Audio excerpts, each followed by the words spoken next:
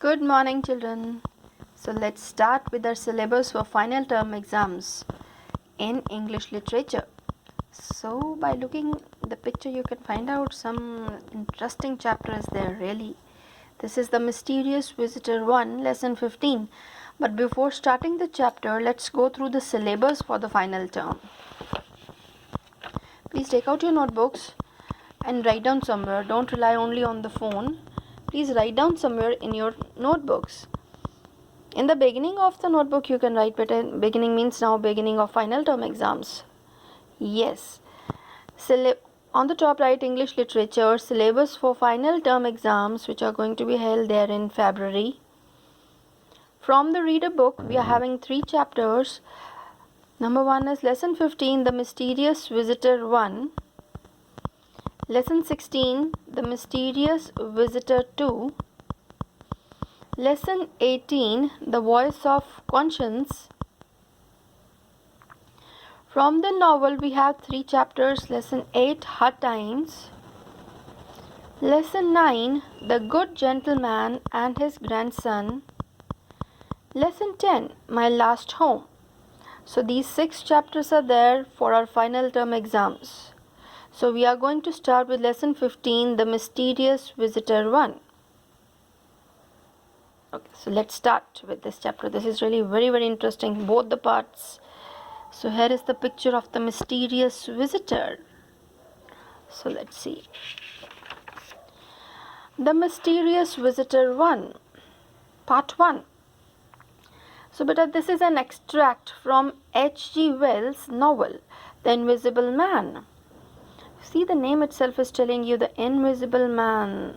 The man which was invisible. The one who was invisible. It is the story of a scientist who discovers the secret of invisibility and uses it on himself. Okay. You know, he discovers what? A secret of invisibility. How to get invisible. And then what he did? He used on himself. And uses it on himself. However, he is unable to reverse the process. Oh my goodness. Although he knows how to be invisible, but the reverse possible again to be visible, he was unable to reverse the process. To look like a normal person, he moves around with a bandaged face and wears a heavy coat and gloves. Oh my goodness, just imagine the condition of this person. He's a scientist, right? And he discovers how to be invisible. And the worst part, what he did, without even discovering how to become visible again, he used that process on himself. And then now to become visible, what he did? He put on the bandages, the false nose, the hat and full clothes so that he could be visible. Otherwise, even the hands, anything was not visible. Then his secret is discovered after an argument with his landlady, where he was saying then he just messed up with the argument with the landlady over there, the owner of that building, leading to a lot of excitement in the town where he's staying. Really, this was really great reading, thrilling this story. This is so thrilling, exciting story. So before starting, let's read something about the author, the writer, H.G. Wells. Herbert George Wells was born in the London suburb of Bromley. He is best remembered for his science fiction novels, science imaginary fiction. Many of his stories have been made into films. H.G. Wells' best known works are The Time Machine, one of the first modern science fiction stories, The Invisible Man, and The War of the Worlds. Wells wrote over 100 books. Just see the names, The Time Machine. So that was a thing only. Now let's start with the story. I hope now it's clear. This is a story with an extract from H.G. Wells' novel, The Invisible Man. And it's story of one scientist, the one who discovers, the secret of getting invisible. Although he didn't know about the process to reverse, to get it back into visibility, That was the only thing which created a problem for him. To become visible, no, he used to move around only with the bandaged face so that people can assume this is a person, standing over there. Otherwise, nobody could even find out this person over there. The visitor had returned to his room in the Coach and Horses, the name of the inn, the hotel where he was staying, the inn in the town. The Coach and Horses, at about 5 in the morning, he returned back. He stayed there with the curtains and door closed. He used to remain in the room, with the curtains fully covered and the door closed so that nobody can, find out the secret of this person. No one wanted to be near him. He wanted food, but no one answered the angry man's shouts. Nobody was getting near him. He was shouting for some food, but no one was answering back. It was a special day in the town when the people put up little shops in the road. It was a special day. The people put up the small shops. Outside the shops, they arranged some thing over there to sell food and lollies, sweets or candies or sticks. When men and women were dressed in their best clothes, they all were dressed up so nicely. Children were playing and the people all were very happy. Some of the young men joined the little group of people at the inn. Some people, they just made a group over there and they started discussing about some things. Whereas everyone was talking about the robbery. Actually, there they were talking about the robbery which took place at the vicar's house. The priest's house. Vicar means priest. The vicar house. And putting 2 and 2 together, all they were just creating their even more stories and adding up some more things to the things which they already know. Mr. Hall, the pub owner, now the pub owner over there in the inn, Mr. Hall, the owner of that inn, Mr. Hall, and Sandy Wedgers, the blacksmith. Sandy Wedger is the blacksmith over there, please. These are the new characters coming up, so let's do. Sandy Wedger is the blacksmith. Mr. Hall, the pub owner, the owner of the inn, left to ask Mr. Shuckleforth from the courthouse what they should do. They started discussing, and there was the person from courthouse, Shuckleforth. They started asking that what should we do. The people at the pub in the inn were afraid to go into man's room, and the people over there in the pub, in the inn over there, they were afraid of getting into that man's room, and they did not know what he was doing. But they could hear as he walked backward and forward, shouting at God and breaking bottles. This person's room, the invisible room, the visitor's room, nobody wanted to go over there. But they can hear the noise because he was moving backward and forward in the room and shouting at God and breaking the bottles over there. Inside the dark room, the angry man looked through the curtains and shouted at the young man he could see. In that dark room, because he used to create the darkness in the room so that nobody could find out that he's invisible, or something wrong is there in the room. And that man was shouting and looking through the curtains and shouting at the young man he could see outside, from the room. He could see some people over there talking, so he was shouting at them. They were pointing at his room and talking to each other with enthusiasm. Even the people over there, the men, they were talking to each other and they were pointing toward his room and they were talking. But you can well imagine, let me draw a picture so that you can understand. Just imagine if this is the room over there of this person, door is closed, right? And there is a pub in the inn where the people, they take the beverages, the drinks over there. This was the pub, and there was a table over there. The people, they were sitting here in the group, and they were talking over there. Just imagine the people, they are sitting over there and they were talking about the robbery there at the vicar's house, and there was a window and the curtains were there. From behind the curtain, this invisible man with the hat, because he was wearing the bandages and all so that he could be visible. Otherwise, from inside, he was totally invisible. Only because of the clothes he was wearing, he was becoming visible. So from inside the window. No, he was shouting at the men outside, and he was asking for food. And these men, they were getting afraid. No, they were afraid of getting near that room, to that door, even to help or to ask what's going on. They could only hear because this person was moving backward and forward like this, no, in the room, and they can hear the voice. I hope now this is clear. Okay, then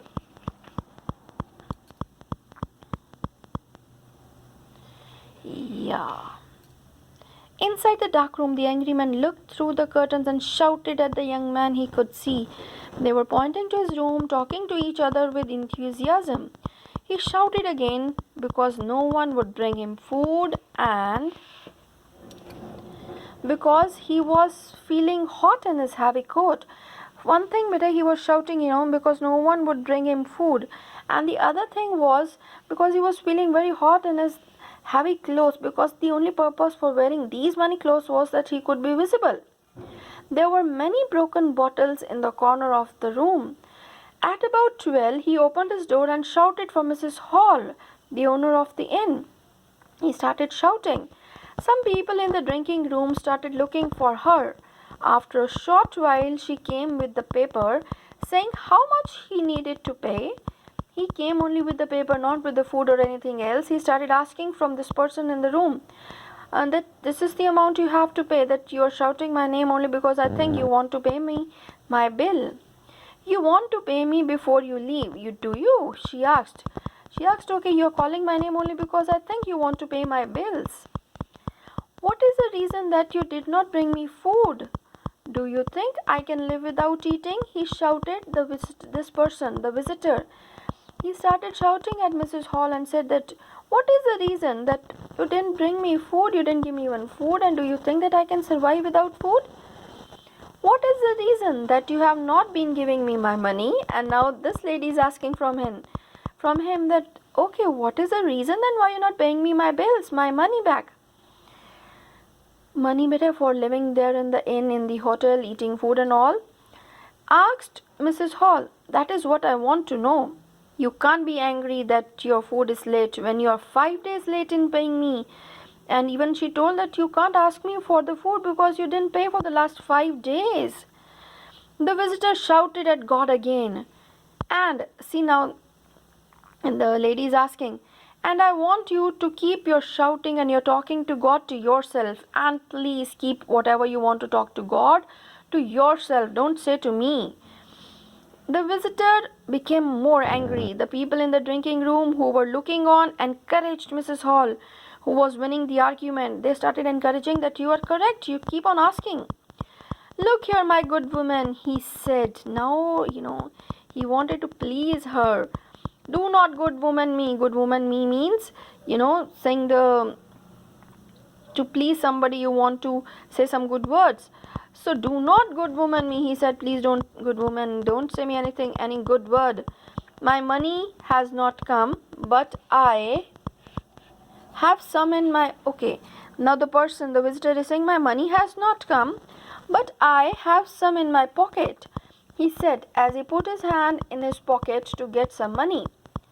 When you were first late with the money, now the lady is asking, when first time you were late with the money, you said all you had were few coins.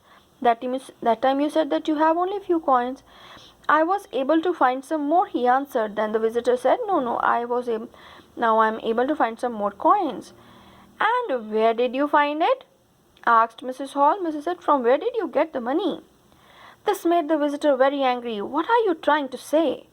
He shouted, bringing his foot down with much force, tapping his foot down and creating the noise and saying, what do you mean by that?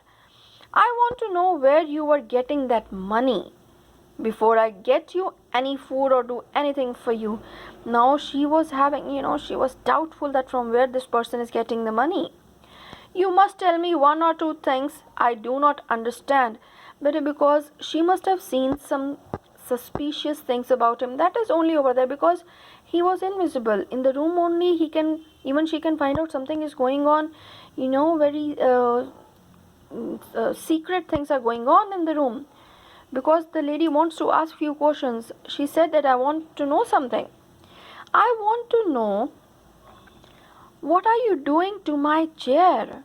Even she must have noticed, because sometimes whenever he was there in the room, he used to never be in these kind of clothes, because that weather was that hot, only because he wanted that everyone could see him, so he was wearing these many clothes. So might be Mrs. Hall must have seen him, must have seen a chair moving, but he must be over there, but that time he must not be wearing the clothes. So she wanted to know that what were you doing to my chair? I want to know how your room was empty. Sometimes she must have noticed, because but he never used to wear the clothes every time, no, because of the hot weather. And how you were able to get in again. And I want to know, she was having so many doubts. The visitor lifted his hand in anger and shouted, "Stop!" Told, "Okay, stop now," with a force that was enough to quickly stop Mrs. Hall from talking. Now he got angry and he stopped her to say anything more. "You do not understand who I am or what I am? I will show you then. By God, I will show you." He put his hand over his face and pulled something away. Now from this center, he pulled this thing. This was the false nose. So he pulled it, the middle of his, just wait. The middle of his face was a black hole, because when he pulled his false nose down, and inside, oh my God, there was a black hole. He stepped forward and put something in Mrs. Hall's hand. She looked into the dark hole of his face and then at her hand and dropped the thing to the floor. Oh my God, she got scared, because that was a person, my God, pulling out his nose. That was so scary for her. She just threw that down. The nose, it was the man's pink nose. People in the drinking room cried out in surprise as the visitor lifted his glasses. Now the men over there, they started crying out that what's going on. Then he took off his hat.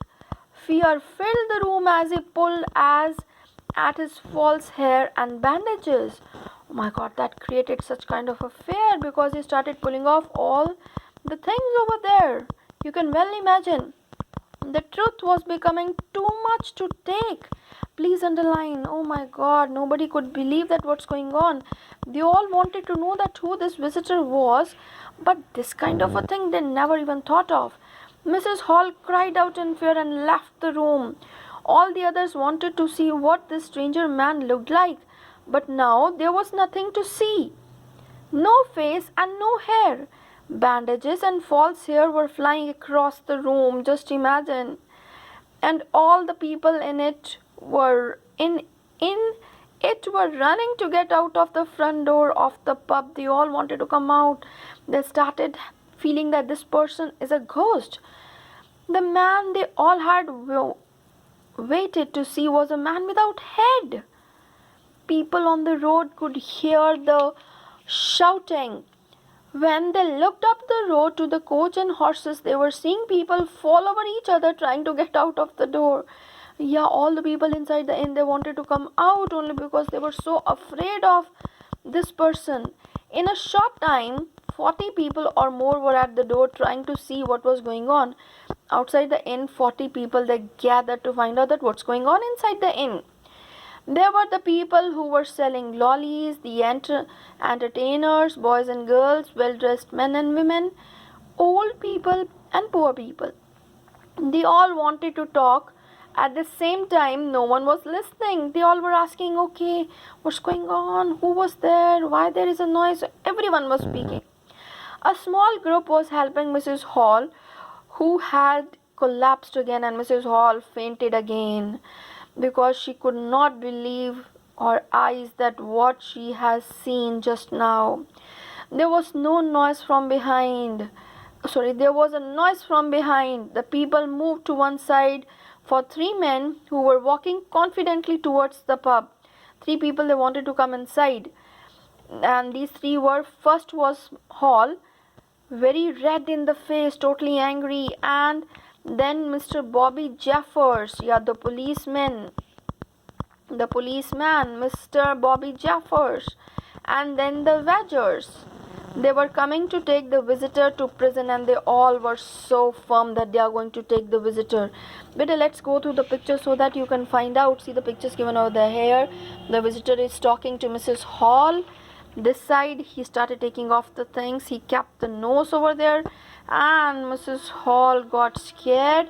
In the next part, no, I'll tell you so that you can get the idea. See in this part, the mysterious visitor 2, because here they have shown a person, see, without the head. You can well imagine how scary this could be for the rest of the people.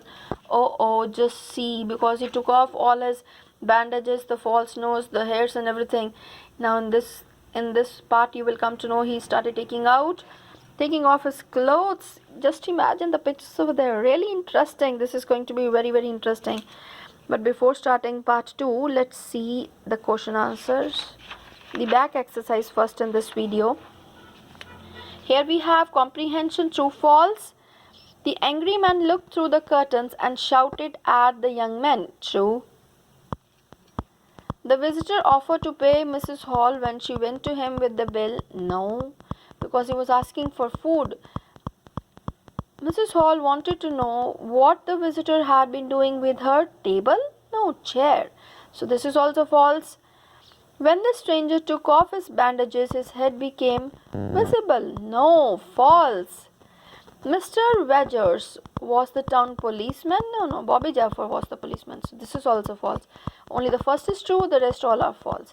Then we have here, take the think and answer. When the visitor said, "Look here, my good woman," Mrs. Hall replied, "Do not good woman me."